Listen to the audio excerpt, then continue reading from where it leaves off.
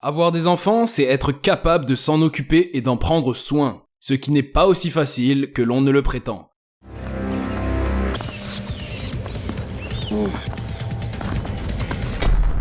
Mais ceci ne dérange dans aucun cas les espèces figurant dans notre vidéo.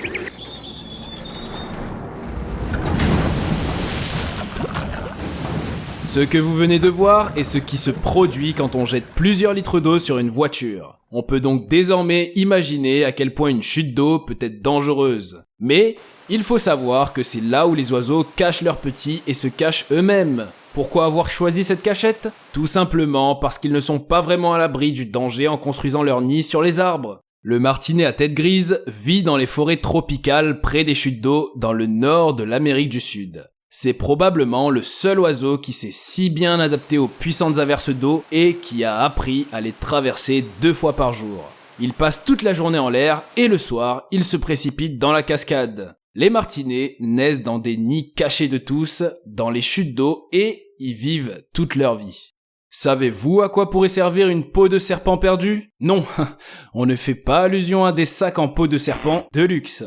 Une peau de serpent perdue est une arme de camouflage pour nos amis les écureuils. Ces derniers l'utilisent pour couvrir leur propre odeur. Ils la frottent sur leur corps et sur celui de leurs petits. Ils arrivent ainsi à reproduire l'odeur du serpent, ce qui leur permet de passer inaperçus et de ne pas attirer les prédateurs éventuels.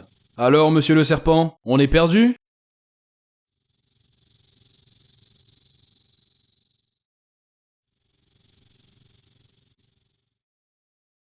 Quelle belle plage, l'eau douce, le soleil scintillant. Oups, désolé, je me suis un peu emporté. Revenons à notre sujet, où en étais-je ? Oui, au fin fond des océans, mesdames et messieurs, on retrouve les hippocampes, qui méritent d'être sur le podium des meilleurs papas du monde animal, car c'est bien eux qui tombent enceintes des bébés pour assurer leur protection. Comment cela peut-il être possible ? Il faut savoir que la femelle hippocampe pond des œufs déjà fécondés dans une sorte de poche que les mâles possèdent pour protéger les petits. Les hippocampes peuvent transporter jusqu'à 2000 œufs avec eux pendant 10 jours. Il s'agit sans aucun doute des meilleurs parents dans le règne animal. Surprenant, n'est-ce pas ? Dis donc, chapeau, monsieur l'hippocampe, vous êtes un gentleman digne de ce nom. Attention, préparez-vous à être beaucoup plus surpris car le temps est venu de vous expliquer comment l'édicnème criard, qui est une espèce d'oiseau, et les crocodiles s'associent pour protéger ensemble leurs enfants. Un crocodile et un oiseau ? Comment cela se fait-il ? Eh bien, figurez-vous qu'effectivement, ce brave petit oiseau pond ses œufs très près de ceux du crocodile pour qu'ils puissent garder ensemble leur progéniture. Les crocodiles et les édicnèmes défendent respectivement les enfants de chacun et s'assurent qu'il ne leur arrive aucun mal. On peut dire alors qu'ils forment une bonne équipe. Mais l'esprit d'équipe semble carrément absent chez l'incontournable roi de la jungle, notre majesté le lion. Car si celui-ci croise un lionceau dont il n'a pas le sentiment d'être le père, il le tuera. Comment donc les lionnes d'Asie agissent pour protéger leurs enfants ? La réponse est en s'accouplant. Cela semble être du délire, mais ceci est pourtant vrai. En s'accouplant avec des mâles de tous les clans qui pénètrent son territoire, la lionne arrive à protéger ses lionceaux des infanticides en floutant délibérément l'identité de leur père. Ah, on fait moins le malin là, monsieur le lion. Et voici ce que l'on appelle un poisson-chat. Non, désolé, je ne parle pas de ce poisson-chat. Voilà celui-ci. Voilà donc un poisson-chat. Un autre père exemplaire qui mange littéralement ses petits afin d'assurer leur sécurité. La chose impressionnante avec l'implication des pères de cette espèce de poisson pour protéger leurs petits est qu'ils le font en les prenant dans leur bouche jusqu'à ce qu'ils atteignent 5 cm de long, sachant que pendant ce temps, le poisson-chat mâle survit sans manger. Incroyable, mais totalement vrai.